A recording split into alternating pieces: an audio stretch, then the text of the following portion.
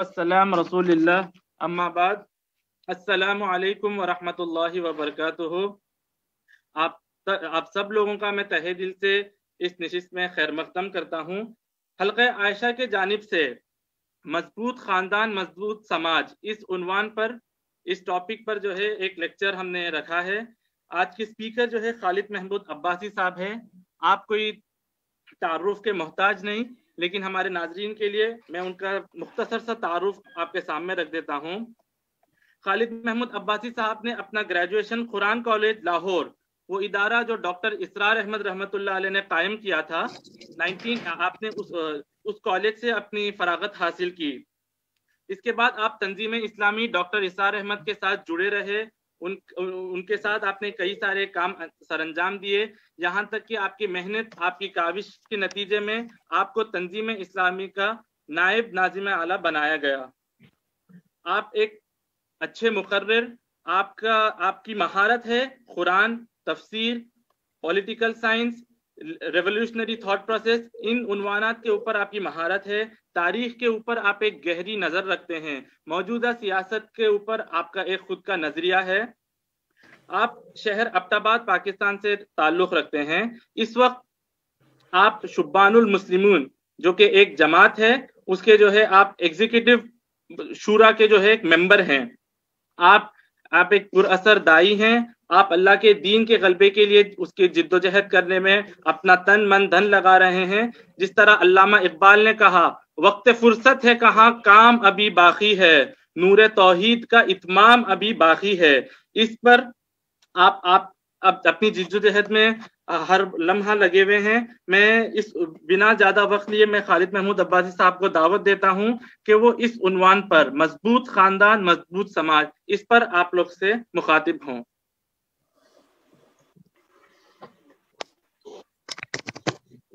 नहमदुहु व नुसल्ली करीम अम्मा बाद फ़ाऊज़ु बिल्लाहि मिनश शैतानिर रजीम बिस्मिल्लाहिर रहमानिर रहीम। या अय्युहन्नासु तक़ू रब्बकुमुल्लज़ी खलक़कुम मिन नफ्सिन वाहिदतिन व खलक़ मिनहा ज़ौजहा व बस्स मिनहुमा रिजालन कसीरन व निसाअ वत्तक़ुल्लाहल्लज़ी तसाअलून बिही वल अरहाम इन्नल्लाहा काना अलैकुम रकीबा। सदक़ल्लाहुल अज़ीम। रब्बि इश्रह ली सदरी व यस्सिर ली अमरी वहलुल उक़दतम मिन लिसानी यफ़क़हू क़ौली। आमीन या रब्बल आलमीन। सबसे पहले तो मैं तहे दिल से शुक्रिया अदा करता हूँ जो हमारे अहबाब हैदराबाद में इस प्रोग्राम का इंतज़ाम कर रहे हैं। दारुल अमन आयशा, हल्का आयशा के जो भी मुंतज़मीन हैं, अल्लाह ताला उनको जज़ाए खैर अता फरमाए। और दूसरा मुझे इस वक्त मोहतरम डॉक्टर इसरार अहमद रहमतुल्लाह अलैह की एक बात याद आ रही है कि वो हिंदुस्तान के मुसलमानों से ख़ास तौर पर एक ख़ास एतबार से बहुत ही खुश थे और बहुत ही सताइश के अंदाज में तज़किरा फरमाया करते थे। और वो ये कि जो भी मुसलमानों का आइली निज़ाम है, ख़ानदानी निज़ाम है, ये जो एक घरेलू मामलात हैं, तो इसके बारे में जो हिंदुस्तान के मुसलमानों ने स्टैंड लिया और उसके लिए उन्होंने कुर्बानियाँ दी और मुस्लिम पर्सनल लॉ को महफूज रखा हिंदुस्तान में, तो इसको न सिर्फ वो कदर की निगाह से देखा करते थे, बल्कि ये कि मुसलमाना ने पाकिस्तान को एक तरह से उस पर मलामत भी करते थे कि हमारे यहाँ तो 1962 में जो कवानीन बने उसमें मुस्लिम फैमिली लॉज जो हैं वो गैर इस्लामी, उनको जवाज़ दे दिया गया। जबकि हिंदुस्तान जो जहाँ पे कांग्रेस की हुकूमत थी, जब उन्होंने कोशिश की मुस्लिम फैमिली लॉज में मुदाखलत की तो वहाँ का मुसलमान खड़ा हो गया। मुझे ये बात इसलिए भी याद आई कि आज आलमी सतह पर, जैसे कि अभी मैं थोड़ी देर में उसकी वजाहत करूँगा, पूरा पस मंज़र आपके सामने रखूँगा, ये जो मुसलमानों का ख़ानदानी निज़ाम है इसको तोड़ने के मंसूबे बन रहे हैं। और इसमें भी आवाज़, ये तहरीक काबिल कदर हैं वो लोग, और उनकी यकीनन हौसला अफजाई होनी चाहिए, उन्हें मुबारकबाद पेश करनी चाहिए जो जमात इस्लामी हिंद के सरबर आवरदा लोग हैं कि जिन्होंने इस मौके पर हिंदुस्तान में ये तहरीक उठाई है کہ مضبوط خاندان ہی در حقیقت مضبوط سماج کی بنیاد بنتا ہے، اور میں اپنے لیے یہ بہت بڑی سعادت سمجھتا ہوں کہ اس موضوع پر مجھے آپ سے بات کرنے کا موقع ملا ہے، اور پھر تہہ دل سے شکریہ ادا کرتا ہوں لوگوں کا کہ جنہوں نے اس کے لیے محنت کی یا یہ کہ رابطے کا ذریعہ بنے۔ اس موضوع پر آتے ہوئے میں سب سے پہلی بات جو آپ کے سامنے ہے، بلکہ اس سے پہلے ایک چھوٹی سی بات اور عرض کر دوں، وہ ذرا ٹیکنیکل نوعیت کی ہے کہ میں اس وقت جس جگہ پہ بیٹھا ہوں ہو سکتا ہے کہ کچھ ٹیکنیکل ایشوز ہوں، کچھ سگنلز کا مسئلہ رہے، تو بہرحال میری کوشش ہوگی کہ میں آپ کے ساتھ رابطے میں رہوں، کنیکٹ رہوں، اور بالفرض اگر کسی وقت کنیکشن معطل ہو گیا تو کوشش ہوگی 5-7 منٹ میں دوبارہ جو ہے ریکنیکٹ ہو جاؤں۔ تو بس اس میں ذرا میں نے چاہا کہ پہلے ہی آپ کے سامنے یہ بات رکھوں۔ اب آتے ہیں اصل موضوع کی طرف کہ مضبوط خاندان، مضبوط سماج۔ آج کا سماج جس میں کہ ہم جی رہے ہیں، یہ سماج عالمی سماج، یعنی پہلے تو یہ ہوتا تھا کہ دنیا میں مختلف اقوام ہیں، مختلف لوگ ہیں، مختلف قبیلے ہیں، ان کے اپنے اپنے رواج ہیں اور ان کے اپنی اپنے رسومات ہیں، اپنے اپنے طور طریقے ہیں۔ تو اب دنیا جہاں تک پہنچ چکی ہے اور جدھر جا رہی ہے، جدھر اس کا رخ ہے، تو در حقیقت ایک عالمی سماج وجود میں آ چکا ہے۔ ہم کہتے ہیں کہ دنیا پوری اب ایک گاؤں کی صورت میں ہو گئی ہے۔ تو گاؤں میں تو ظاہر ہے 2 سماج نہیں ہوتے، 2 رسومات نہیں ہوتی، 2 طور طریقے نہیں ہوتے، ایک ہی طور طریقہ ہوتا ہے۔ تو یہ گویا ایک عالمی تہذیب ہے کہ جو وجود میں آ رہی ہے، اور یہ جو تہذیب ہے بہرحال یہ ہم مسلمانوں کے ذریعے سے یہ عالمی تہذیب وجود میں نہیں آئی ہے، بلکہ یہ کہ یہ کسی اور کے ہاتھوں وجود میں آئی ہے۔ کبھی علامہ اقبال نے ایک بات کہی تھی کہ ہم رخصت ہوئے اوروں نے سنبھالی دنیا، پھر نہ کہنا کہ توحید سے ہوئی خالی دنیا، پھر نہ کہنا کہ ہوئی توحید سے خالی دنیا۔ تو اب دنیا تو توحید سے خالی ہے کہ جنہوں نے اسے گلوبل ولیج کی صورت عطا کی ہے۔ اس اعتبار سے ذرا تھوڑا سا میں چاہتا ہوں کہ سماج کا جائزہ لیتے ہوئے ہم ذرا پیچھے چلے جائیں، اور بہت پیچھے چلے جائیں، کہ سماج کا آغاز تو در حقیقت ایک خاندانی سے ہوا تھا۔ انسانوں کے مابین جو پہلا رشتہ قائم ہوا تھا وہ میاں بیوی کا رشتہ ہی ہے، اور اسی سے یہ پورا آج 7 ارب انسانوں کا سمندر جو ہے یہ ہمارے سامنے ٹھاٹھے مار رہا ہے۔ لیکن اس کا آغاز 2 افراد سے ہے، ایک حضرت آدم علیہ السلام اور دوسرا اماں حوا علیہ السلام۔ ان 2 سے یہ نقطہ آغاز ہے۔ قرآن مجید نے اس کا ذکر بار بار کیا ہے، کئی مقامات پر کیا ہے۔ سورہ نساء کا آغاز ہی اسی بات سے ہوتا ہے کہ یا ایھا الناس، اے لوگو، سارے انسانوں کو اللہ تعالیٰ مخاطب کر کے فرما رہے ہیں کہ اپنے اس رب کا تقوی اختیار کرو، اتقوا ربکم، کہ جس نے الذی خلقکم من نفس واحدۃ، جس نے تمہیں ایک جان سے پیدا کیا ہے، وخلق منہا زوجہا، اور اسی سے اس کا جوڑا بنایا، اسی کی نوع سے، کوئی علیحدہ نوع نہیں تھی، علیحدہ سپیشیز نہیں تھی، بلکہ یہ کہ اسی کی نوع سے اس کا جوڑا بنایا۔ اماں ہوا کی طرف اشارہ ہو گیا۔ وَبَثَّ مِنْهُمَا رِجَالًا كَثِيرًا وَالنِّسَاءَ، ان دونوں سے اللہ تعالیٰ نے زمین کے اوپر کثیر تعداد میں مردوں اور عورتوں کو بکھیر دیا۔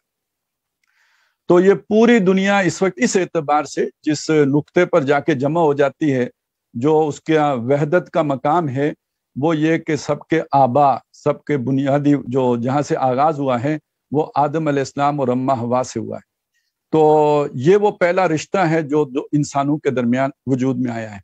اچھا، یہ سماج کے حوالے سے ایک بات انسان کے حوالے سے یہ بھی کہی جاتی ہے کہ انسان سماجی حیوان ہے، یعنی یہ مل جل کر رہنا پسند کرتا ہے۔ تو جو پہلا جوڑ ہے جو انسانوں کے مابین ہوا، وہ جوڑ بھی در حقیقت میاں بیوی کا جوڑ ہے، مرد اور عورت کا جوڑ ہے، اور یہ بیوی اور خاوند کا جوڑ ہے۔ تو یہ وہ جوڑ ہے یا وہ رشتہ ہے یا وہ تعلق ہے یا وہ عقدہ ہے یا وہ عقد ہے، وہ کانٹریکٹ ہے کہ جس سے یوں سمجھیے کہ سماج کا جو پہلا پتھر رکھا جاتا ہے، یعنی اس کی بنیاد میں جو آپ کارنر سٹون رکھتے ہیں، وہ در حقیقت یہ میاں بیوی کا آپس کا تعلق ہے۔ اور ظاہر ہے بنیاد اگر کمزور ہوگی تو پوری عمارت کمزور ہوگی، اور پہلی اینٹ اگر ٹیڑھی رکھی جائے گی تو پوری عمارت ہی ٹیڑھی اٹھے گی۔ تو یہ تو ایک بالکل یوں سمجھیے کہ بڑی آسانی سے سمجھ میں آنے والی بات ہے۔ لیکن میں ذرا تھوڑا یہ بھی چاہتا ہوں کہ اس سے بھی ذرا وسیع تناظر میں ہم ایک دفعہ بات کو دیکھ لیں۔ ہمارا جو بھی ایک کانوینس ذہنی، یعنی ہماری ایک جو تناظر ہے وہ ذرا وسیع رہے، اس میں ہم ذرا اس کو دیکھیں کہ سب سے پہلی بات یہ دیکھیے کہ اللہ تبارک و تعالیٰ نے آدم علیہ السلام کو جب دنیا میں بھیجا تو ساتھ ہی اسی موقع پر ایک اعلان کر دیا، اور حضرت آدم علیہ السلام کو اس چیز کی اللہ تعالیٰ نے خبر دے دی کہ یہ جوں جوں سماج آگے بڑھے گا، جوں جوں انسان کی ضرورتیں نئی سے نئی صورت اختیار کریں گی، اور سماج کے آگے بڑھنے سے جو نئے مسائل کھڑے ہوں گے، نئی مشکلات پیش آئیں گی، نئے نئے الجھنیں کھڑی ہوں گی، ان کے حل کے لیے میں رہنمائی دیتا رہوں۔ فَإِمَّا يَأْتِيَنَّكُم مِّنِّي هُدًى فَمَن تَبِعَ هُدَايَ فَلَا خَوْفٌ عَلَيْهِمْ وَلَا هُمْ يَحْزَنُونَ۔ تو جب جب میری طرف سے ہدایت ملے گی، جب جب میری طرف سے ہدایت آئے گی، جب جب میں لوگوں کی رہنمائی کروں، ان کی مشکلات کا حل میں پیش کروں، تو پھر جو لوگ میری اس ہدایت، اس رہنمائی، اس گائیڈنس کی تابعداری کریں گے، اس کی پیروی اختیار کریں گے، انہیں کوئی خوف نہیں ہوگا، خوف کہ میں کوئی پتہ نہیں غلط قدم تو نہیں اٹھا رہا، اس کا کوئی نقصان تو نہیں، اور ولا یحزنون تو غلط ہوگا نہیں، تو انہیں حزن بھی نہیں ہوگا، افسوس بھی نہیں ہوگا کہ بھئی وہ تو غلطی ہو گئی تھی، وہ 2 کروڑ لوگ مر گئے تھے اور ہم کمیونزم لے کے آئے تھے، لیکن وہ 1 پارٹی ڈکٹیٹرشپ ثابت ہو گیا۔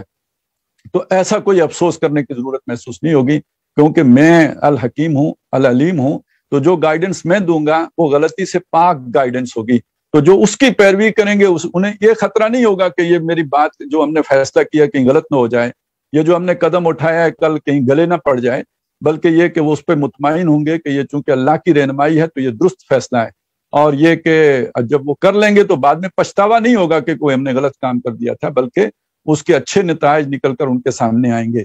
تو یہ اللہ نے پہلے ہی حضرت آدم علیہ السلام کو دنیا میں بھیجتے وقت ہی ان کو مستقبل کی ایک لائن دے دی تھی، ایک لائے عمل بتا دیا تھا کہ جوں جوں سماج آگے بڑھے گا، جوں جوں اس میں پیچیدگیاں پیدا ہوں گی، جوں جوں نئے مسائل جب جنم لیں گے، تو میں آپ کو چھوڑ نہیں رہا، دنیا میں بھیج کے لا تعلق نہیں ہو رہا، بلکہ آپ یہ جو مخلوق ہوگی یہ میرے کنبے کی مانند ہے، الخلق عیال اللہ، یہ جو مخلوق ہے یہ اللہ کے کنبے کی طرح ہے، اور اللہ تعالیٰ اس کی نگہبانی، اس کی حفاظت، اس کی ہدایت کا سامان کرتا رہے گا۔ اور یہ بالکل ایک ایسا ہی تصور ہے جیسے کنبے کے اندر جو بھی والدین ہوتے ہیں تو وہ اپنی اولاد کا خیال رکھتے ہیں، اور جب تک اولاد جو ہے وہ کمزور ہوتی ہے اور وہ جو ہے وہ سہاروں کی ضرورت مند ہوتی ہے تو وہ سہارا بنتے ہیں اولاد کا، یہاں تک کہ وہ اس کو جو ہے وہ اسپون فیڈنگ بھی کرتے ہیں، لیکن یہ کہ جب وہ کھڑے ہونے کے قابل ہو جاتا ہے، چلنے کے قابل ہوتا ہے، تو پھر تھوڑا ذرا چھوڑتے بھی ہیں تاکہ یہ کہ بچہ اپنے پاؤں پر چلنا بھی سیکھ جائے، کل آخر اپنے ہی پاؤں پر اس نے چلنا ہے، تو یہ ہر وقت اگر سہاروں کا عادی ہو گیا تو پھر یہ کہ اس کی زندگی اجیرن ہو جائے گی۔ تو اللہ تبارک و تعالیٰ نے نوع انسانی کو آدم علیہ السلام سے لے کر محمد الرسول اللہ صلی اللہ علیہ وسلم تک یوں سمجھیے کہ انگلی پکڑ کے چلایا ہے۔ جہاں جہاں ضرورت پیش آتی رہی اللہ تعالیٰ برگزیدہ ہستیوں کو مبعوث فرماتے رہے، جنہیں ہم انبیاء علیہ السلام کہتے ہیں، ان کے ذریعے سے پھر اللہ تعالیٰ رہنمائی دیتا رہا، گائیڈنس دیتا رہا، رہنمائی عطا کرتا رہا، تاکہ اس کا کنبہ ٹھوکریں کھانے سے بچ جائے اور اختلافات سے بچ جائے اور ایک وحدت کی صورت میں آگے بڑھتا رہے۔ حضرت محمد الرسول اللہ صلی اللہ علیہ وسلم کے بعد اللہ تعالیٰ نے نبوت کا دروازہ بند کر دیا، تو اس دروازے کے بند ہونے کا مطلب یہ تھا کہ آدم علیہ السلام سے جس گھرانے کا آغاز ہوا تھا، وہ جو نوع انسانی نے جس سفر کا آغاز کیا تھا، وہ اب عہد طفولیت سے نکل کر کہہ سکتے ہیں کہ شعور اور ادراک کی سطح پر آن کھڑا ہوا ہے کہ اب جو آخری رہنمائی الہدا اللہ تعالیٰ نے انسانوں کو عطا کی ہے، اس کی روشنی میں، اس کی مشعل ہاتھ میں لے کر، تو یہ اب اپنا سفر بغیر کسی نئی رہنمائی کے یا کسی نئے پیغمبر کی موجودگی کے، یہ اپنے بل پر بھی اپنے سفر کا آغاز کر سکتا ہے، جاری رکھ سکتا ہے، آگے بڑھ سکتا ہے۔ تو جو محمد الرسول اللہ صلی اللہ علیہ وسلم نے رہنمائی دی تھی تو وہ ایک مکمل پیکج ہے، یعنی ہم آئیں گے تو صرف سماج کے اس حصے کی طرف جو خاندان سے تعلق رکھتا ہے، لیکن یہ کہ پورے سماج کے لیے محمد الرسول اللہ صلی اللہ علیہ وسلم نے ایک پیکج دیا ہے۔ اللہ تبارک و تعالیٰ نے آپ صلی اللہ علیہ وسلم کے ذریعے سے اپنے خاندان، اپنے کنبے کے لیے یہ پیکج اتارا ہے۔ القرآن یہ بینات من الہدا والفرقان، یہ ہے کہ جو ایک الہدا ایک مکمل ضابطہ حیات بھی ہے، اور والذی ارسل رسولہ بالہدا والدین الحق لیظہرہ علی الدین کلہ، ایک مکمل پیکج دیکھ بھیجا۔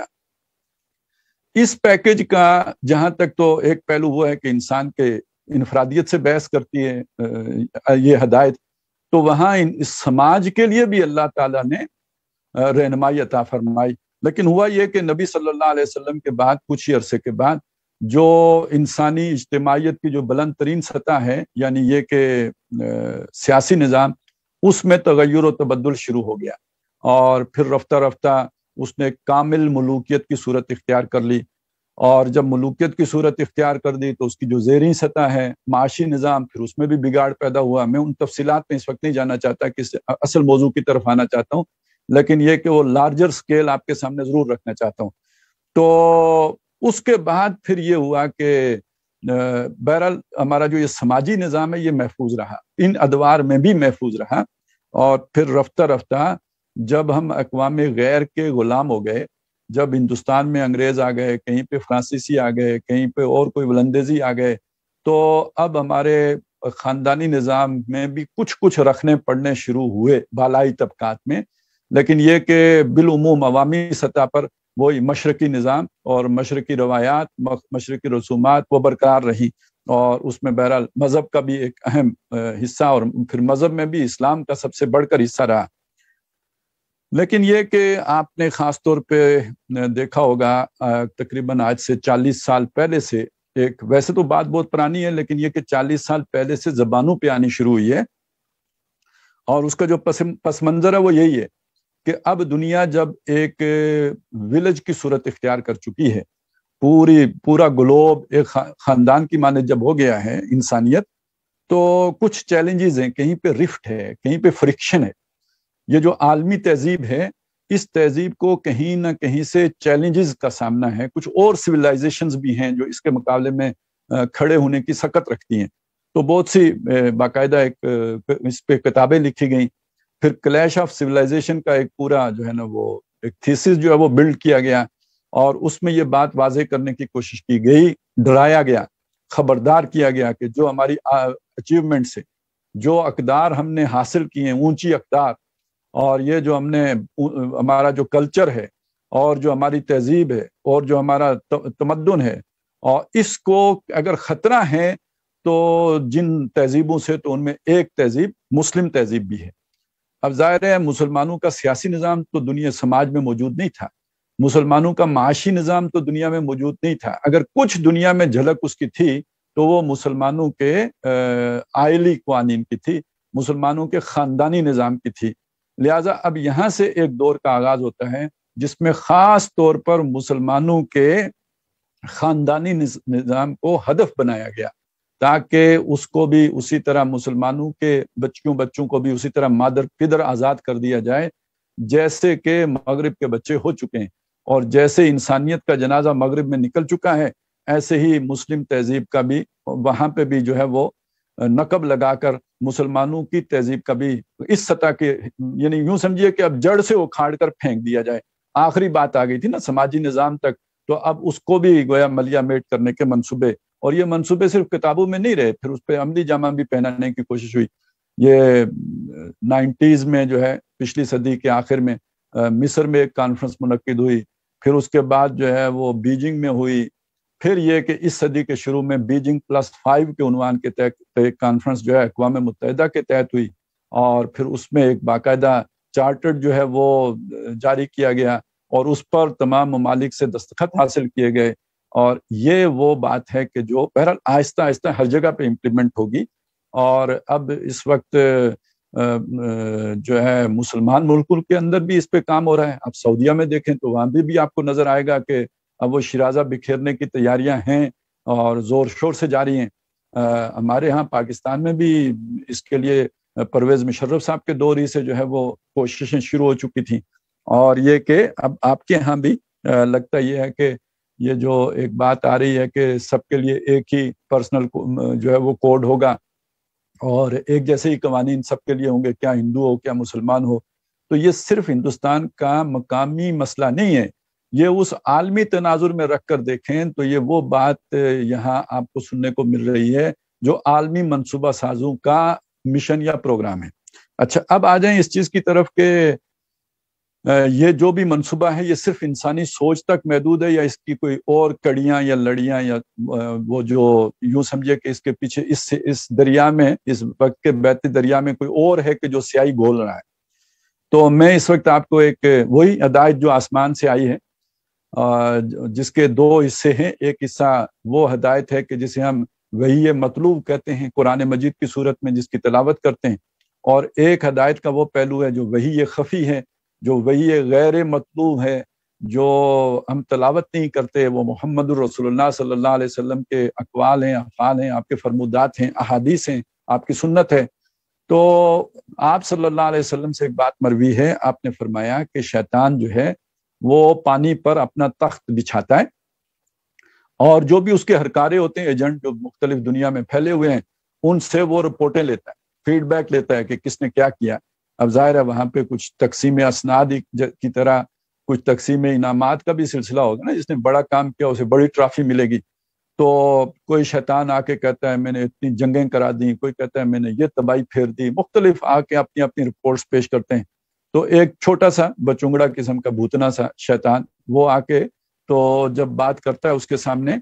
کہ میں نے تو بس میاں بیوی کے درمیان پھوٹ ڈالی ہے، ان میں لڑائی کرائی ہے، تو وہ کھڑا ہو جاتا ہے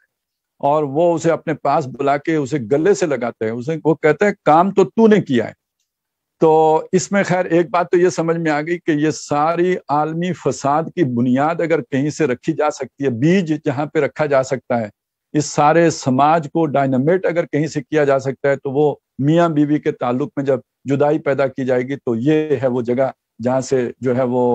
آغاز ہوگا سماج کی بربادی کا. اسی لیے شیطان اس پر سب سے زیادہ خوش ہوا اور اس پر اس کو گلے لگایا اور اسے شاباش دی کہ تو نے اصل کام کیا ہے. اچھا، شیطانوں ہی کے چلیں، یہ تو حدیث کی بات میں سے ایک میں نے لی، ویسے اور بھی بہت سی ہیں، میں صرف اس وقت مختصر رکھنے کے لیے اشارے کی حد تک بات کر رہا ہوں. تو قرآن مجید نے بھی ہمیں یہ بات بتائی ہے کہ جو ان شیطانوں کے علاقار تھے، ان میں سے وہ جادوگر جو یہودیوں میں پیدا ہوئے اور جنہوں نے اس جادو کو منسوب کرنے کی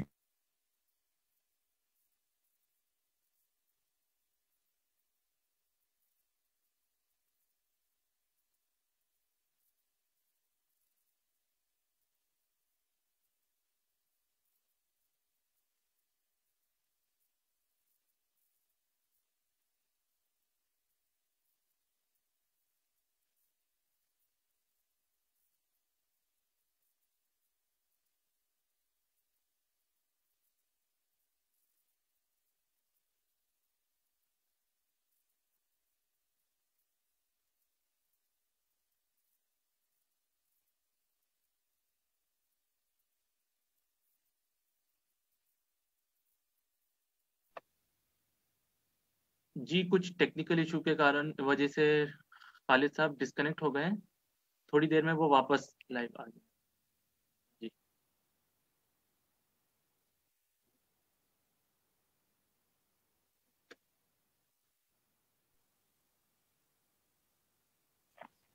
بسم اللہ اول و آخرہ. تو وہاں پہ دو فرشتے بھی تھے کہ جو لوگوں کو وہ بھی سکھاتے تھے، آزمائش کے لیے آئے تھے، اور ان سے جا کے جو علم لوگ حاصل کرتے تھے وہ کیا تھا؟ قرآن مجید کہتا ہے وما یعلمان منہما، وہ ان سے وہ جو بھی سیکھتے تھے، وَيَتَعَلَّمُونَ مِنْهُمَا مَا يُفَرِّقُونَ بِهِ بَيْنَ الْمَرْءِ وَزَوْجِهِ، یعنی اس علم سے جو وہ حاصل کرتے تھے، اس سے جو کام لیتے تھے وہ یہ تھا کہ میاں اور بیوی کے درمیان وہ جدائی پیدا کرتے تھے، اور جس کے ذریعے سے اور ان کو گویا ایک دوسرے سے نالاں کر دیتے تھے. تو یہ شیطان کے ایجنڈے میں بھی یہ بات شامل تھی، اور اس کے اعلی کار جادوگروں کے ایجنڈے میں بھی یہ بات شامل تھی کہ میاں بیوی کے درمیان جدائی پیدا کرنی ہے، انہیں ایک دوسرے سے دور کرنا ہے. تو بہرحال یہ ایک جو اس وقت دنیا میں منڈلاتے خطرات ہیں، تو یہ شیطان کا ایجنڈا اور اس وقت کا عالمی ایجنڈا وہ بالکل ایک ہو گیا ہے. اس نے گویا بازو سے بازو ملا لیے ہیں، اور وہ اب جس چیز پر کمر بستہ ہے وہ یہ ہے کہ مسلمانوں کے خاندانی نظام کا جنازہ نکالا جائے اور اس کا شیرازہ بکھیر دیا جائے. اب آتے ہیں اس چیز کی طرف. یہ تو وہ خطرات ہیں جو ہمارے سامنے ہیں، لیکن ظاہر ہے کہ ان خطرات کا مقابلہ کرنے کے لیے ہمیں جہاں پہ ان خطرات کا شعور اور ادراک درکار ہے، وہاں پر ہمیں اس خاندانی نظام کی اہمیت اور اس کے حوالے سے جو اللہ تبارک و تعالیٰ نے ہمیں حکمتیں خود بتائی ہیں اور اس کی جو اہمیت گنوائی ہے اس کو، اور جو خاص طور پہ مرد اور عورت کا آپس کا تعلق ہے، اس کو جب تک ہم ان حقوق و فرائض کے تناظر میں نہیں سمجھیں گے جو اللہ تبارک و تعالیٰ نے ہمیں عطا کیے ہیں، تو ہم یہ ساری باتیں جاننے کے باوجود بھی اپنے خاندان کو مضبوط رکھنے کے لیے کوئی زیادہ مستحکم اقدامات نہیں اٹھا سکیں گے۔ تو اس لیے میں اب یہ چاہتا ہوں کہ ذرا میں اس چیز کی طرف آؤں کہ اس معاملے میں اسلام کی، قرآن مجید کی رہنمائی کیا ہے۔ دیکھیے، اس معاملے میں اس وقت جس چیز کو مغرب سب سے زیادہ ایکسپلائٹ کر رہا ہے، یا یہ کہ وہ لوگ اس کو ایکسپلائٹ کر رہے ہیں کہ جو اس خاندانی نظام کو جو ہے بکھیر دینا چاہتے ہیں، تو وہ عورت کی مظلومیت اور خواتین پر جو ظلم ہوتے ہیں مردانہ معاشروں میں، اس کا سب سے زیادہ ڈنڈورا پیٹتے ہیں۔ یہ یوں سمجھیے کہ بغاوت کے یہ جذبات سب سے زیادہ خواتین میں پیدا کیے جاتے ہیں، اور نمبر دو یہ کہ جو بھی تھوڑا پڑھے لکھے باشعور مسلمان مرد ہیں ان کو بھی یہ باور کرایا جاتا ہے کہ معاشرے میں خواتین کے ساتھ یہ ناانصافیاں ہوتی ہیں۔ تو میں اس وقت یہ نہیں کہتا کہ ہوتی ہیں یا نہیں ہوتی، میں اس چیز میں نہیں جاتا، میں یہ چاہتا ہوں کہ ہمیں یہ معلوم ہو جائے کہ اسلام کیا چاہتا ہے، اور وہ خواتین اور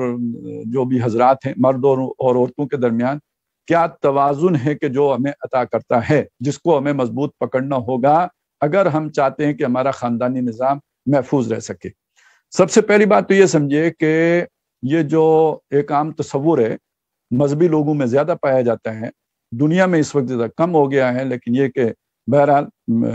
بعض معاشروں میں بہت شدت سے رہا ہے، مسلمانوں سے بھی بڑھ کر رہا ہے۔ وہ تصور یہ ہے کہ ہیں تو دونوں انسان، مرد بھی اور عورت بھی، لیکن عورتوں کے بارے میں یہ سمجھا جاتا ہے کہ یہ کم تر درجے کی، ذرا یوں سمجھیے کہ گھٹیا سطح کی، اور بعض قرآن مجید کی بعض الفاظ سے بھی اس طرح کا استدلال کیا جاتا ہے کہ مکر و فریب کی پرکارہ،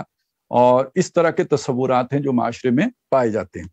اور بعض تو ایکسٹریمسٹ لوگ جو ہیں وہ ایسے بھی ہیں جو کہتے ہیں کہ یہ تو کامل انسان ہی نہیں ہے، ناقص انسان ہے۔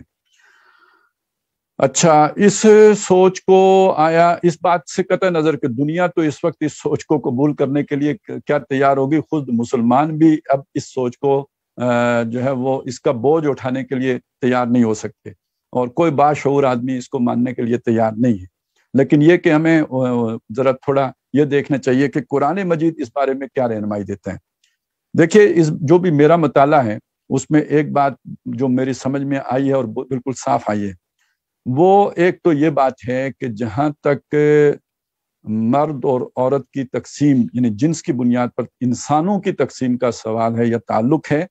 تو یہ تقسیم بالکل ہی ایسی ہی ہے جیسے مردوں میں سے کچھ کو اللہ تعالیٰ بادشاہ بنا دیتا ہے اور کچھ کو نوکر بنا دیتا ہے۔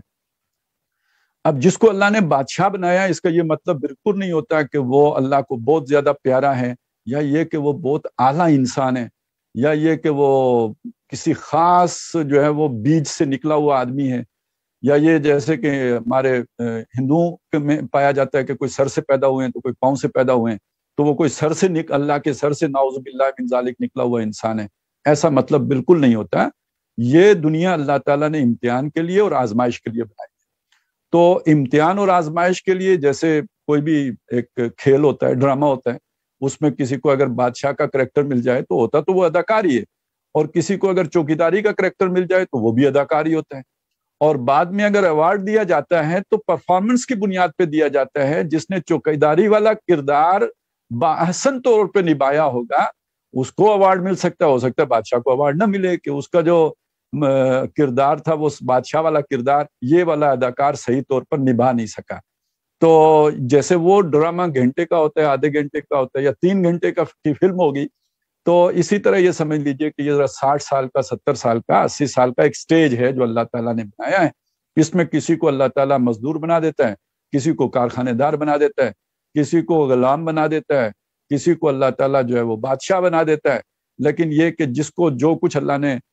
دیا ہوتا ہے اسی کے مطابق اس کا امتحان ہوتا ہے۔ لا یکلف اللہ نفسا الا وسعها۔ اچھا، اس میں سے بعض چیزیں وہ ہیں کہ جو انسان کسب بھی کر لیتا ہے۔ ایک مزدور کے گھر میں پیدا ہونے والا بچہ جو ہے وہ محنت کر کے یا کوشش کر کے تو اپنا مستقبل روشن بھی کر سکتے ہیں. لیکن بعض چیزیں ایسی ہیں کہ جن میں انسان بے بس ہے، وہ ان کو بدل نہیں سکتا ہے. جیسے انسانوں ہی میں سے کسی کو اللہ تعالیٰ نے اٹھا کے مقام نبوت پہ فائز کر دیا ہے، تو اب یہ وہ شے ہے جو وہبی ہے، کسبی نہیں ہے. تو اسی میں سمجھ لیجئے کہ ایک تقسیم اللہ تعالیٰ کی ایسی ہے کہ جس میں اللہ تعالیٰ نے انسانوں میں اس کا اختیار نہیں ہے کہ وہ اپنی اس محنت سے اپنی اس شے کو تبدیل کر سکیں. تو وہ تقسیم ہے مرد اور عورت میں تقسیم. جہاں تک انسانیت کا فرد ہونے کا تعلق ہے، دونوں برابر ہیں، یکساں فضیلت کے حامل ہیں. اور اب ان کے اوپر جو ایک لباس چڑھایا گیا ہے، جسم کا لباس کر، اصل تو انسانیت اس کی روح ہے جو اللہ تبارک و تعالیٰ نے انسان میں ودیت کی ہے. وَنَفَخْتُ فِيهِ مِن رُوحِي، اس روح کے اوپر اللہ نے ایک خول چڑھایا. وہ خول ہے ہمارے جسم کا خول.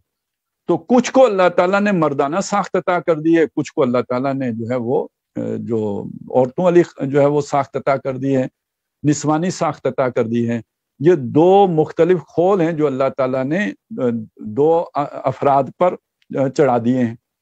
تو ہم کہتے ہیں کہ یہ مذکر ہے، یہ مؤنث ہے، یہ نر ہے، یہ مادہ ہے. تو نو کے اعتبار سے تو بالکل ایک ہے. تو اس اعتبار سے شرف انسانیت کے اعتبار سے جب اللہ تعالیٰ کہتے ہیں کہ ہم نے انسان کو فضیلت دی ہے، تو اس فضیلت میں مردوں کے ساتھ ساتھ عورتیں بھی شامل ہیں.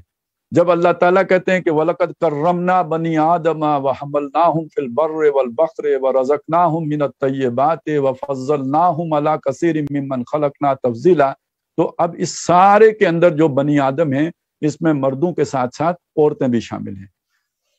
تو اس اعتبار سے بلکہ بعض اعتبارات سے اللہ تبارک و تعالیٰ کی جو صفت رحمت ہے، اللہ تعالیٰ کے اندر جو ایک انسانیت کے لیے محبت اور شفقت اور نرمی اور رافت کا معاملہ ہے، اس کی نشانیاں اگر آپ کو انسانوں میں نظر آئیں گی تو مردوں کی نسبت عورتوں میں زیادہ نظر آئیں گی. اور علامہ اقبال نے اگر ایک بات کہی تھی کہ وجود زن سے ہے تصویر کائنات میں رنگ، تو وہ اسی معنی میں کہی تھی کہ دنیا تو محبت سے چلتی ہے، دنیا تو سماج کو چلانے کے لیے جو ہے ایثار چاہیے، قربانی چاہیے، اپنا آپ اس میں جو ہے وہ گم کرنے کا جذبہ ہوتا ہے. تو یہ جذبات مردوں کی نسبت عورتوں میں زیادہ ہوتے ہیں. تو سماج کا یہ سارا حسن، سماج کے اندر یہ ساری اعلیٰ اقدار اور سماج کی یہ خوبیاں در حقیقت خواتینی کی مرہون منت ہوتی ہیں. ایک طرف تو یہ بات ہوگی. دوسری بات یہ ہے کہ جو قرآن مجید کے ایسے مقامات ہیں کہ جن میں اس طرح کی بات آئی ہے کہ مردوں کو عورتوں پر ایک فضیلت حاصل ہے، جیسے کہا گیا کہ وَلِلرِّجَالِ عَلَيْهِنَّ دَرَجَةٌ، مردوں کو عورتوں پر ایک درجہ یعنی ایک خاص قسم کی فضیلت کا حاصل ہے. اور اس فضیلت کی پھر وضاحت کر دی. وہ کون سی فضیلت ہے کہ الرجال قوامون علی النساء، جو مرد ہیں وہ قائم رکھنے والے ہیں، قوام ہیں، انتظام کرنے والے، انصرام کرنے والے عورتوں کے لیے. تو یہ والی وہ سطح ہے کہ جس کو ہم کہتے ہیں کہ یہ در حقیقت گھر گرہستی کے لیے ہے. اور یہ بغیر کانٹریکٹ کے نہیں ہوتا. ایک مرد ہے، ایک عورت ہے، وہ میاں بیوی کے رشتے میں جب بنتے ہیں اور اس بندھن میں جب وہ آتے ہیں تو ظاہر ہے یہ ایک معاہدہ ہے. اور جب یہ معاہدہ ہوتا ہے تو دونوں کی مرضی شامل ہوتی ہے، بغیر مرضی کے نہیں ہو سکتا. لڑکا جو ہے وہ تو مولوی صاحب کے سامنے کھڑا ہو کے جو ہے وہ اپنی مرضی ظاہر کرتا ہے، لیکن یہ کہ وکیل کے ذریعے سے لڑکی بھی اپنی مرضی ظاہر کرتی ہے، اس کے بعد ہی یہ کانٹریکٹ ممکن ہے. لڑکی کی مرضی کے بغیر تو نکاح نہیں ہوتا.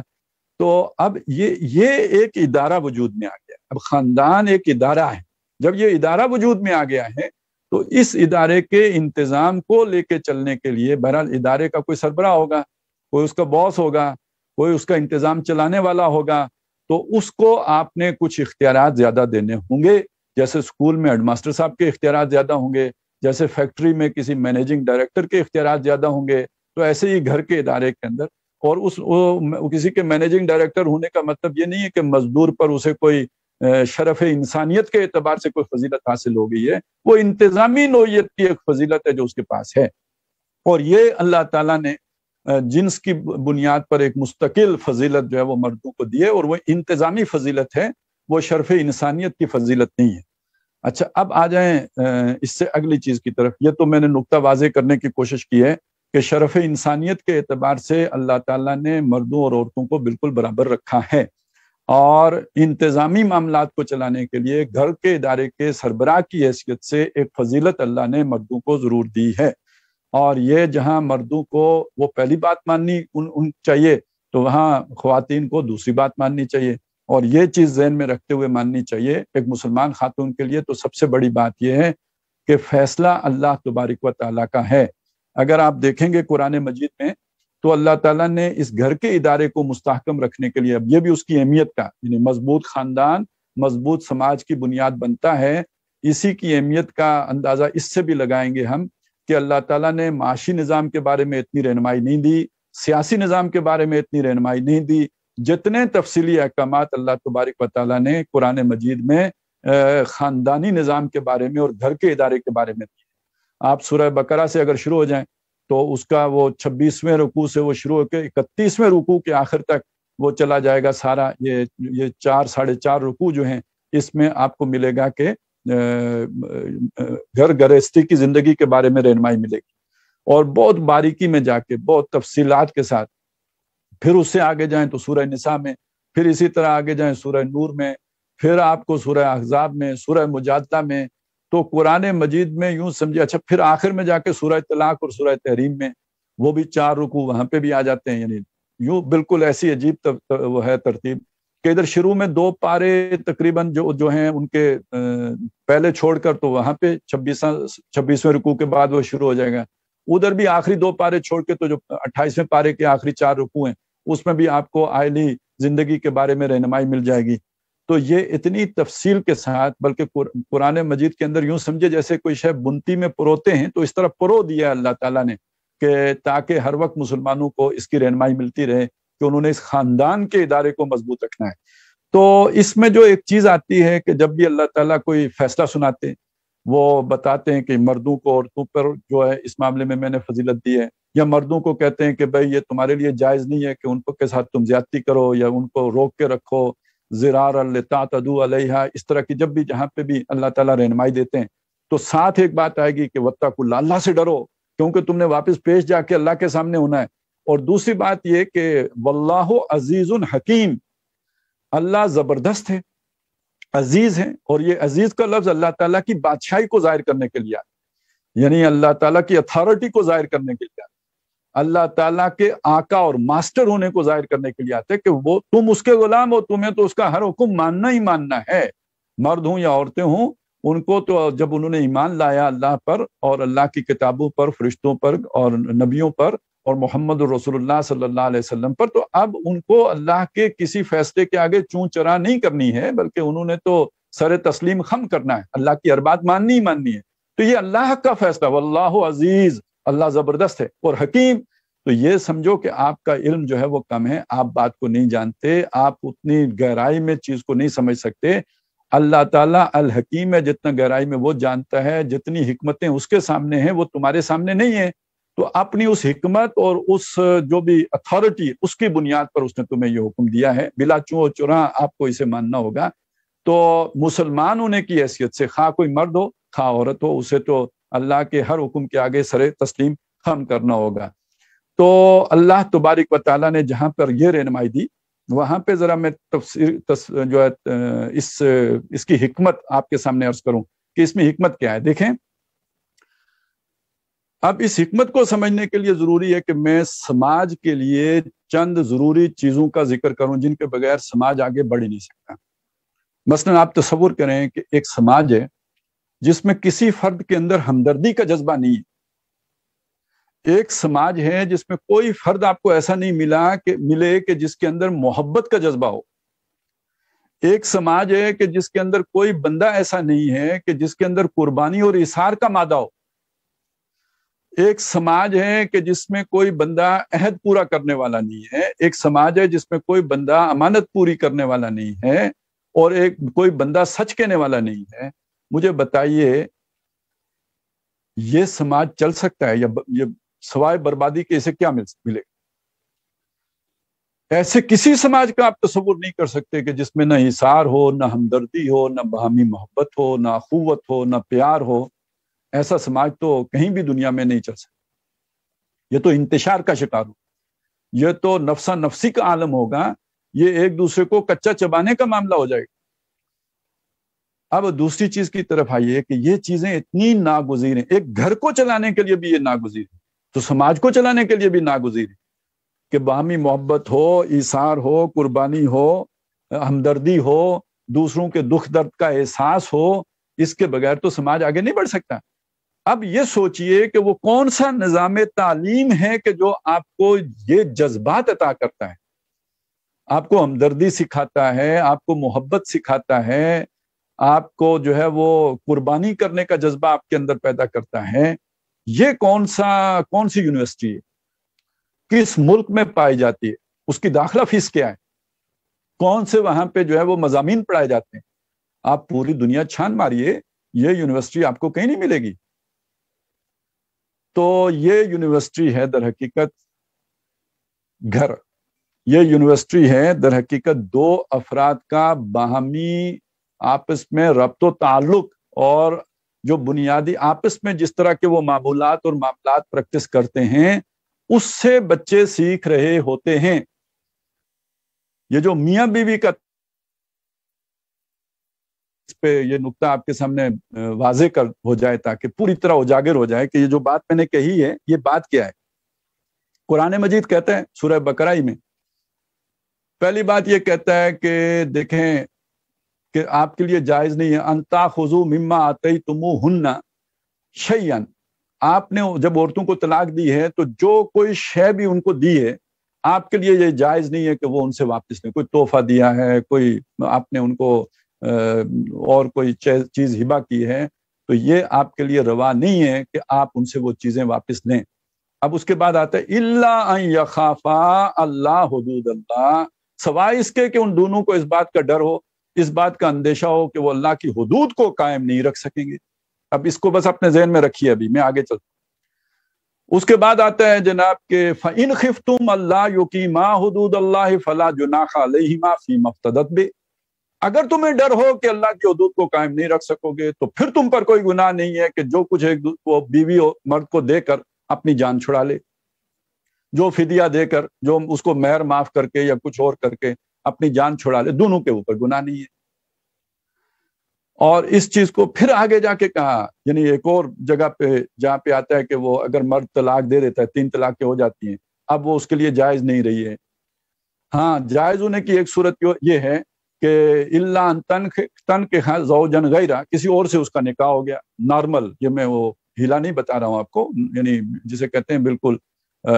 معمول کے میں ان کا دوسری جگہ پہ نکاح ہوا، متعلقہ کے کہیں اور شادی ہو گئی، فَإِن طَلَّقَهَا، مگر اس نے بھی اس کو طلاق دے دی، کسی وجہ پہ جھگڑا ہوا، وہاں پہ فارغ ہو گئی۔ فَلَا جُنَاحَ عَلَيْهِمَا أَن يَتَرَاجَعَا، اب ان دونوں پہلے والوں پر کوئی گناہ نہیں ہے اگر وہ ایک دوسرے کی طرف پلٹ آئیں، ان ظنّا أن يُقِيمَا حُدُودَ اللَّهِ، اب اگر انہیں یہ یقین ہے کہ اللہ کی حدود کو قائم رکھ سکیں گے۔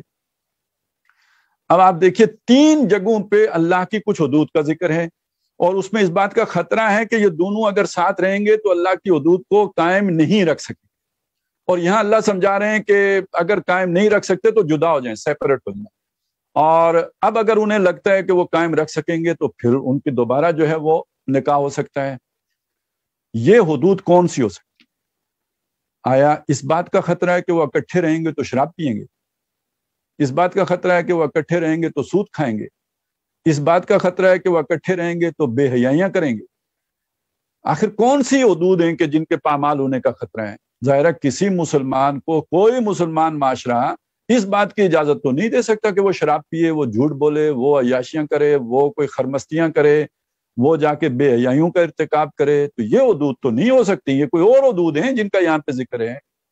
تو یہ وہ حدود ہیں، یہ اللہ کی حدود ہیں، ان کو اللہ کی حدود، یہ وہ طے شدہ حدود ہیں جو میاں بیوی کے درمیان ہوتی ہیں، یہ کسی اور رشتے میں نہیں ہے، یہ میاں بیوی کے رشتے میں ہے۔ یہ میاں بیوی کا رشتہ وہ ہے جس کو اللہ تبارک و تعالیٰ نے ایک دوسرے کے لیے جو ہے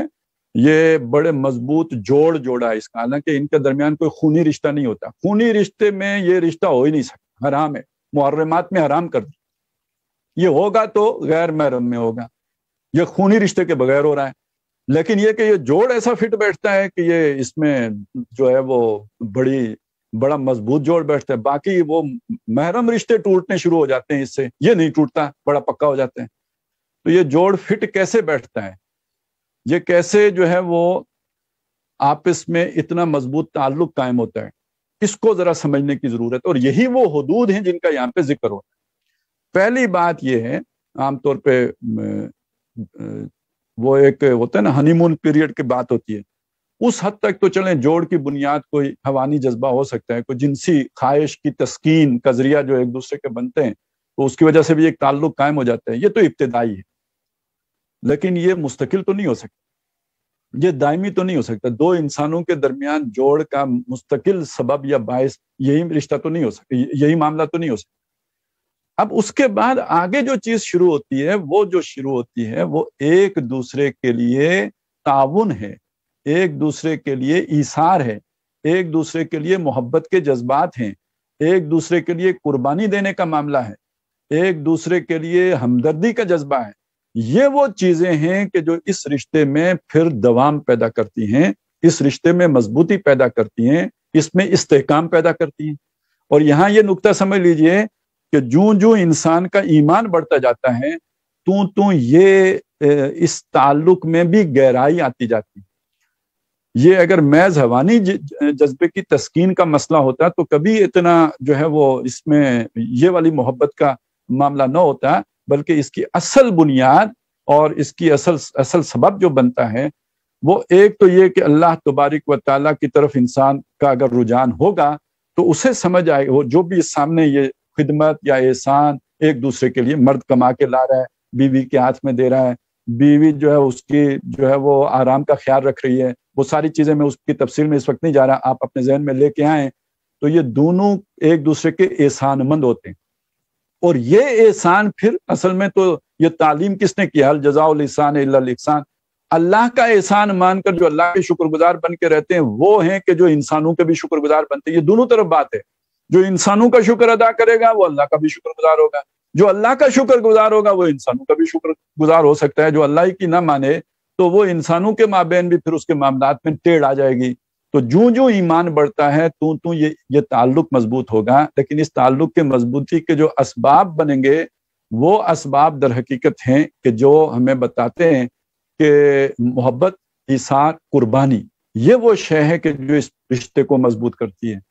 اب آگے چلیے، بچہ ہوا، یہ بچہ ابھی چھوٹی عمر میں ہے، اور آپ کو معلوم ہے کہ چھوٹی عمر میں بچے کی تقلیدی صلاحیتیں سب سے زیادہ ہوتی ہیں۔ سیکھنا، اس کا سیکھنا انٹلیکٹ سے نہیں ہوتا، نقل اتار کے ہوتا ہے، اور اب اس کے ذہن کے اوپر، اس کی چپ پر، اس کا جو بھی مائکروسافٹ ہے اس کے اوپر اب جو بھی ایک نقش مترتب ہو رہا ہے، وہ جو سیکھ رہا ہے وہ اپنے والدین کے آپس کے تعلق سے سیکھا۔ وہاں اگر پیار ہے، محبت ہے، قربانی ہے، ایثار ہے، دوسرے کا دکھ درد ہے، دوسرے کے لیے جو ہے وہ خدمت گزاری کا جذبہ ہے، ہمدردی کا جذبہ ہے، دوسرے کی دکھ تکلیف کا احساس ہے، تو یہ بغیر ٹیچنگ کے آپ کی اولاد کو منتقل ہو رہا ہوتا ہے، ان کے ذہن پر نقش ہو رہا ہوتا ہے، ان کے جو بھی سافٹ ویئر ہے اس کے اوپر وہ پوری طرح جو اس کو وہ چسپاں ہو رہا ہوتا ہے۔ یہ ہے وہ چیز کہ جو ایک معاشرے کو پھر توانا بناتی ہے۔ اگر خاندان توانا ہوگا تو اس کی بنیاد یہ جذبات ہوں گے، اور یہ جذبات پھر جب اولاد میں منتقل ہوں گے تو اس کے اندر بھی وہ ہمدردی، ایثار اور یہ سارے جذبات پیدا ہوں گے۔ وہ معاشرے کے لیے ایک صحت مند فرد بن کر سامنے آئے گا جب وہ بڑا ہوگا، جب اپنے پاؤں پر کھڑا ہوگا۔ اب اس کو ذرا بالکل برعکس کر کے دیکھیے، جس نے نہ ماں کی محبت دیکھی، نہ باپ کا پیار دیکھا، شفقت دیکھی، جس نے نہ ان کا آپس کا باہمی اس طرح کا تعلق دیکھا، یہ ایک جو بچہ آئے گا یہ خود غرض بچہ ہوگا، یہ اپنے ہی جو ہے وہ ذات کا جو ہے وہ اپنے ہی حسن کا دیوانہ بنا ہوگا، یہ معاشرے کے لیے کوئی مثبت کردار ادا کرنے کے قابل نہیں ہوگا۔ یہ ہے شیطان کا پروگرام، تاکہ ایسے خود غرض انسان تیار کیے جائیں جو ہمدردی سے، محبت سے، پیار سے عاری ہو۔ یہ وہ چیزیں ہیں کہ جو ان کے یوں سمجھے کہ پروگرامنگ میں شامل ہی نہ ہوں، وہ بس روبوٹ ہوں اور مشینی انسان ہوں، اور تاکہ انہیں جس کام پہ لگایا جائے وہ اسی پہ لگے رہیں. بعض معاشروں میں ایسے لوگ اب آپ کو ملیں گے, ہمارے قرب و جوار میں بھی آپ کو نظر آ جائیں گے. تو یہ اس گھر کے اندر جب دوریاں پیدا ہوں گی اور تعلق صرف مادہ پرستانہ ہوگا تو پھر ویسی ہی سوچ اولاد کے اندر جائے گی. اب اس کا نتیجہ یہ ہوگا کہ معاشرے کے اندر جیسے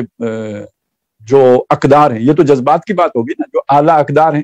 امانت کا جذبہ ہے, اسی طرح عہد کی پاسداری کا جذبہ ہے, اور اس کے ساتھ ساتھ یہ ہے کہ جو بھی ایک سچائی کا اور کھڑے ہونے کا معاملہ ہے, یہ وہ بنیادی انسانی اقدار ہیں. جب یہ پہلی جو اوصاف نہیں پیدا ہوں گے, وہ بنیادی جذبات اور احساسات نہیں پیدا ہوں گے, تو اصل میں تو انہی کے بیچ پر یا انہی کی روح کے اوپر ان اقدار نے کھڑا ہونا تھا. یہ کہاں سے کھڑی ہو جائیں گی, یہ کدھر سے آ جائیں گی؟ یہ جمعے کے خطبہ سننے سے تو یہ نہیں پیدا ہو جاتی. اگر آپ کے اندر جمعے کے خطبے کی حیثیت بارش کی طرح کی ہے, بارش اسی زمین میں سے رویدگی کرے گی جہاں بیج پہلے سے پڑا ہو. بیج خاندان ڈالتا ہے. اب اگر کوئی تذکیر ہو گئی, کوئی مولوی صاحب نے کچھ سمجھا دیا, کسی یونیورسٹی میں کچھ سکھا دیا گیا, تو وہ اگر اندر بیج ہوگا تو وہ بیج درخت بنے گا. بیج ہی نہیں ہے تو پھر یہ کہ آپ اگر کمپیوٹر کو پڑھائیں تو وہ تو نہیں سیکھ سکتا نا. وہ اس کی آرٹیفیشل انٹیلیجنس اپنی جگہ پہ, لیکن یہ کہ اس کے اندر محبت نہیں پیدا ہو سکتی, اس کے اندر ہمدردی نہیں پیدا ہو سکتی, اس کے اندر ایثار نہیں پیدا ہو سکتا. یہ انسانوں ہی کا خاصہ ہے. اور انسانی معاشرے کے اندر اگر گھر کا ادارہ ہوگا مضبوط تو وہ وہاں سے یہ سیکھا جائے گا. اچھا, اب آپ ذرا آ جائیں اس چیز کی طرف اور بالکل صاف ذہن ہو کے دیکھیں, غیر جانبدار ہو کے سوچیں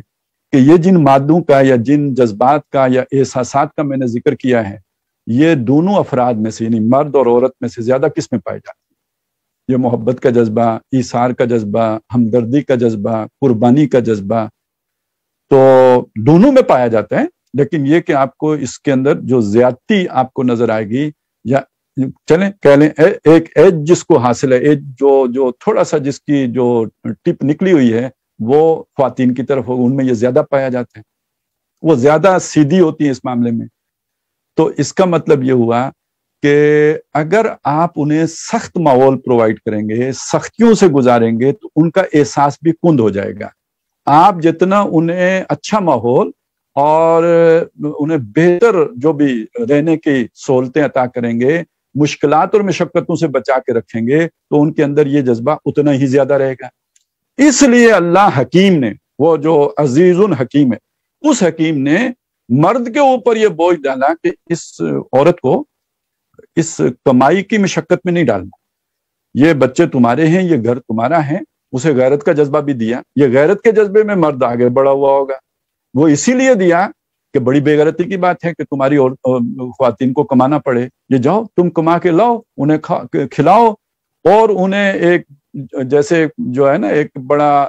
کمفرٹیبل ماحول فراہم کرو کہ جس کے اندر رہ کر وہ بڑے آرام سے اور چین سے یہ جذبات اگلی نسل کو منتقل کر سکیں. یہ جو پوری بات میں نے عرض کی ہے, یہ اگر آپ ایک چھوٹا سی وہ بات سمجھے نا کہ حضرت حسین رضی اللہ تعالیٰ عنہ, بلکہ علامہ اقبال نے حضرت حسن اور حضرت حسین کے حوالے سے یہ بات فرمائی ہے مسلمان خواتین کو مخاطب کر کے کہ دیکھو میں تمہیں حضرت فاطمہ کی مثال دیتا ہوں کہ فاطمہ بن کے زمانے کی نگاہوں سے اوجھل ہو جاؤ, پوشیدہ ہو جاؤ, تاکہ تمہاری گود میں حسن اور حسین پروان چڑھ سکیں. تو معلوم ہوا حسن اور حسین جیسے بیٹے ایسی ماؤں کے گودوں میں پروان چڑھتے ہیں کہ جن کو معاشرے سے جو کٹ کے اپنے گھر کے سکون میں, چین میں, آرام میں جنہیں زندگی گزارنے کا موقع میسر ہو. اور یہ موقع دینا کس کا کام ہے؟ یہ موقع دینا اللہ نے مردوں کے اوپر ڈالا ہے کہ آپ نے کمانا ہے, آپ نے مشقت اٹھانی ہے, آپ نے کما کے لا کے ان کی جھولی میں ڈالنا ہے. یہ آپ کا کام ہے, آپ نے کرنا ہے. تو ویسے تو نبی سارے آئے ہیں مردوں میں سے, لیکن یہ کہ اگر یہ بات نہ ہوئی ہوتی تو یہ اللہ تعالیٰ کی, اگر آپ اس گریٹر پلان میں دیکھیں تو اس نے ذرا مردوں کو یہ کہہ کے کہ تمہیں عورتوں کے اوپر میں نے فضیلت دی ہے, جاؤ شاباش کام کر کے کما کے لاؤ, تو کام پہ لگا دیے. اصل میں اللہ تعالیٰ کس کے لیے یہ سارے انتظام کر رہا ہے؟ تو اگر وہ نقطہ دیکھیں, وہ بنیاد دیکھیں, تو وہ تو ساری یعنی اس مرد کو اللہ تعالیٰ نے عورت کی خدمت پر معمور کر دیا ہے کہ جاؤ اب اس کے لیے کما کے لاؤ، اسے ایسا کمفرٹیبل ماحول دو کہ جس میں یہ اگلی نسل کو بہتر طور پر پروان چڑھا سکے۔ تو اس اعتبار سے یعنی آپ اگر دیکھیں گے تو خواتین کے لیے اللہ تعالیٰ نے ایک بہتر ماحول اور ایک یعنی ان کو کسی اور کے سامنے جا کر کام کرنے کی دشواری کا سامنا نہ کرنا پڑے، بس ایک ہی مرد ہے کہ جس کو انہوں نے جواب دہ ہونا ہے۔ تو اس سہولت دینے کے لیے مردوں کی اللہ تعالیٰ نے یہ ذمہ داریاں لگائیں، اور پھر یہ کہ ان کو ایک درجہ فضیلت کا بھی دے دیا، اس لیے کہ اللہ کے ہاں عدل ہے۔ جب ان پر اتنی مشقت ڈالی ہے تو اس کو گھر کا انتظام کا ذرا ان کو اللہ تعالیٰ نے حق دے دیا۔ اور پھر اس لیے بھی کہ عورتیں چونکہ نرم مزاج ہیں، ان کے اندر اللہ تعالیٰ نے نرمی زیادہ رکھی ہے، ان کی تخلیقی صلاحیت اس بات کی متقاضی تھی کہ ان کے اندر یہ نرمی رہے، بچوں کی پرورش اور ان کی بہتر تربیت کے لیے اس نرمی کا ہونا ضروری تھا۔ تو یہ نرمی جو ہے یہ ایک انتظامی معاملے میں ذرا کاؤنٹر پروڈکٹیو ہو جاتی ہے، تو وہ اللہ تعالیٰ نے وہ ذمہ داری ان پر نہیں ڈالی۔ تو اس اعتبار سے یہ جو اللہ تعالیٰ نے تعلق بنایا ہے مردوں اور عورتوں کا، اور اس میں جو خاندان کا ادارہ بنایا ہے، یہی در حقیقت مضبوط سماج کی بنیاد بنتا ہے، اور اسی سے سماج مضبوط ہوتا ہے۔ اور یہی وجہ ہے کہ اس وقت دنیا میں پوری دنیا میں جو شیاطین اور شیطان، وہ ان کے ایجنٹ ہیں یا نہیں ہیں، لیکن یہ کہ بہرحال ان کے اعلی کار بن گئے، انہوں نے غیر شعوری طور پر ان کو اس کام پہ لگا دیا کہ اس خاندان کے ادارے کو تباہ کیا جائے، تاکہ نو انسانی کی ہر اعلیٰ قدر رخصت ہو جائے، تاکہ اس نو انسانی کو پوری طرح برباد کیا جائے، تاکہ شیطان اللہ کو یہ بتا سکے کہ اللہ میں نے کہا تھا نا کہ میں ان کو نتھ ڈال دوں گا، تو دیکھ لے میں نے لگام دے دیے، سب کو برباد کر دیا، تباہ کر دیا ہے، اور ان میں سے ہر اعلیٰ قدر ختم کر دی، اور ان کو بس حوان بنا کے میں نے چھوڑ دیا۔ تو یہ خاندان کا ادارہ ختم ہوگا تو انسان کامل حوان بنے گا، وگرنہ یہ کہ یہاں سے وہ محبت کے جذبات لے کے جائے گا، ایثار کے جذبات لے کے جائے گا، ہمدردی کے جذبات لے کے جائے گا، یہی انسانیت ہے۔ اور یہ اسی سے اب شیطان جو ہے وہ ڈیٹریکٹ کرنا چاہتا ہے۔ اب آخری بات یہ عرض کر دوں، میں نے بات شروع بھی ڈاکٹر اسرار احمد رحمۃ اللہ علیہ کی ایک بات سے کی تھی، اختتام پر بھی میں اسی کی طرف آنا چاہتا ہوں کہ بہرحال یہ جو مغرب سے آنے والا سیلاب ہے، اس نے بہت حد تک مسلم دنیا کو اپنی لپیٹ میں لے لیا ہے، اور اس وقت اگر ہندوستان میں یہ تحریک اٹھی ہے تو مجھے ایک اور اعتبار سے ڈاکٹر صاحب کی بات یاد آ رہی ہے کہ انہیں ہندوستان کے مسلمانوں سے ایک امید بھی تھی۔ پہلی تو وہ ستائش کی بات تھی، یہ امید کی بات ہے۔ امید کا پہلو یہ تھا کہ وہ فرمایا کرتے تھے کہ میں نے جو بھی اپنی زندگی کے بہترین وقت اور بہترین صلاحیتیں جس کام پر لگائی ہیں، وہ قرآن مجید کا پیغام عام کرنے پر لگی، اور اردو دان طبقے تک میری بات پہنچی ہے، اور مجھے اپنے رب کے سے قوی امید ہے کہ اگر مسلمانان پاکستان نے اس دعوت پر لبیک نہ کہا تو اللہ تبارک و تعالی مسلمانان ہند میں سے ایسے لوگ اٹھائے گا کہ جو اس پیغام کو لے کر کھڑے ہوں گے۔ اس کے لیے وہ فرمایا کرتے تھے کہ محمد رسول اللہ صلی اللہ علیہ وسلم نے زندگی کے 13 بہترین سال تو مکے میں بتائے، لیکن مکے والوں کو اللہ نے توفیق نہیں دی، اور توفیق دی اللہ نے تو مدینے والوں کو، وہ لینے کے لیے چل کر مکے آ گئے، اور وہاں جا کے محمد رسول اللہ صلی اللہ علیہ وسلم کی وہ دعوت پھیلی ہے۔ تو یہ ایک ڈاکٹر صاحب نے کئی بار اس امید کا اظہار کیا کہ اگر مسلمانان پاکستان نے اس دعوت کو پیٹھ دکھائی تو اللہ تعالیٰ کی رحمت سے امید ہے مجھے کہ مسلمانان ہند اس کا علم لے کر اٹھیں گے۔ اور اس وقت یہ اگر بات آگے بڑھتی ہے، اور اللہ کرے کہ بڑھے، اور مسلمانوں کے اندر یہ شعور اور اس کا احساس پیدا ہو کہ ہم اپنے خاندان کے تحفظ کے لیے کھڑے ہوں، اور اس کے لیے جو ہے وہ کوشش کریں، تو یہ صرف اپنا ہی تحفظ نہیں ہے، یہ پہلی بات تو یہ کہ سارے ہندوستان کے انسانوں کا تحفظ ہے۔ پھر صرف ہندوستان تک کا یہ معاملہ نہیں ہے، یہ پورے بر عظیم پاک و ہند اور اس پورے خطے کے جو ہے وہ اقدار، اعلیٰ اقدار جو بہرحال مغرب سے تو بہت بہتر ہیں، ان کے تحفظ کا معاملہ ہے۔ اور پھر بات یہیں تک نہیں محدود، اللہ تعالیٰ توفیق دے تو یہ ساری نو انسانی کو اس تباہی سے بچانے کا ایک کوشش ہے اور تحریک ہے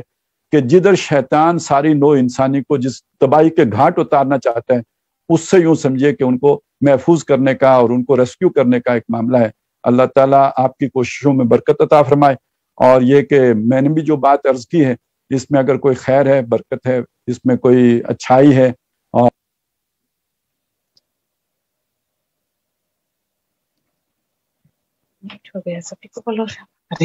اس سے آپ کو اور مجھے اور ہم سب کو محفوظ رکھے. اقول قولی ھذا واستغفر اللہ لی ولکم ولسائر المسلمین والمسلمات. جزاک اللہ خیر خالد بھائی. ابھی میں دعوت دیتا ہوں دعا فرمائیں. الحمدللہ الذی ھدانا لھذا وما کنا لنہتدی